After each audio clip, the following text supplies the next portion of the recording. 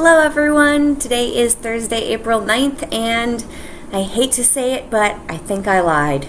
No, I know I lied. I didn't mean to lie.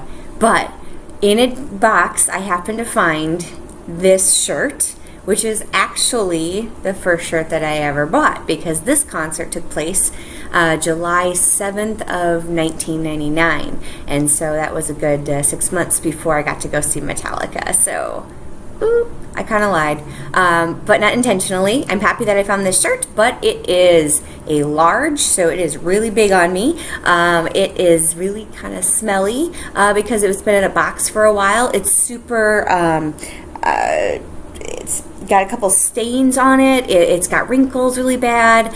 So I guarantee you after this, I'm going to be changing into a different shirt. I'm also starting a project with some of these concert t-shirts, the ones that I don't intend to wear anymore. By doing this, I can find out, what fits good, what quality of material I like, and that kind of stuff. So if it's one I don't, such as this shirt is going to be the first one, but I want to keep it around, I'm going to be doing a blanket project. So if you haven't heard of that, what people are doing is they take their t-shirts and they cut out a square of the design in the front and the back, and they use that material to make a blanket out of. So I'm going to especially call out my Grandma Ellie and my stepmom Shar, because I know that you're talented ladies that may have a little bit of time on your hands. So if you're interested in helping me with that, and I know you're watching these videos, thank you so much for that.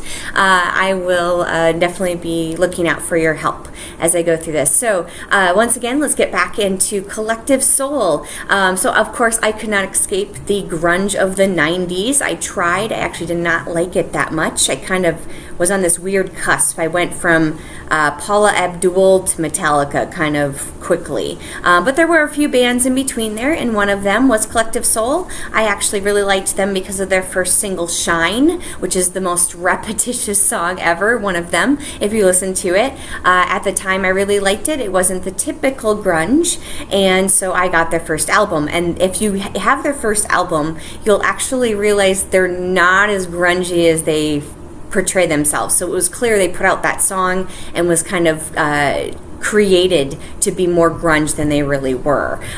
So I got the rest of the album, and I liked the rest of their album. It was actually more almost, I want to call it like a nursery rhyme bedtime story feel, but yet still with rock. And so a lot of their songs were a lot more, just bebopping and just kind of chilling. I used to listen to the CD a lot when I was in the basement of my grandma Lois's. And so it was kind of fun to hang out down there and play with whatever I was playing with. And I just remember listening to that CD on repeat and memorizing all the lyrics from all the great songs on there. So a great story about this concert specifically, which is the Dosage concert. So you can see Dosage Tour 1999, and somewhere in there is Sioux Falls, South Dakota, which was the concert that I went to.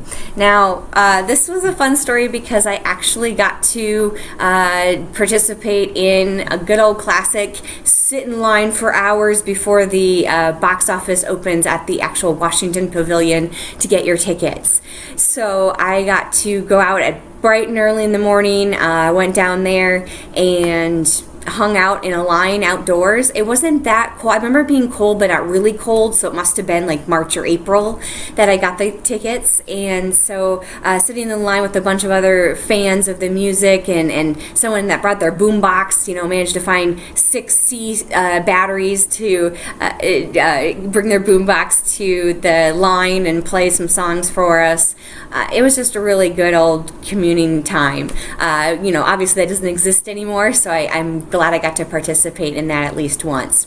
The story didn't turn out so great, though. I actually really enjoyed my time in line, but when I got up to get tickets, I got tickets. My seats were, I believe, row V or something like that on the floor. Really far back on the floor. It was going to be hard to see anything. I was a little disappointed, but I was just excited because I got tickets. So, wasn't the greatest seat, but, I got a ticket. However, right after I purchased my tickets and I'm leaving with them, I'm pretty excited that I got tickets. A little bummed once again about the seats, but, I was still excited that I got them. They announced that they were actually going to do a second show. Collective Soul announced a second show that they had just opened, so anyone in line behind me had the option to buy tickets for that show instead, which of course, since it just opened, had seats a lot further up front.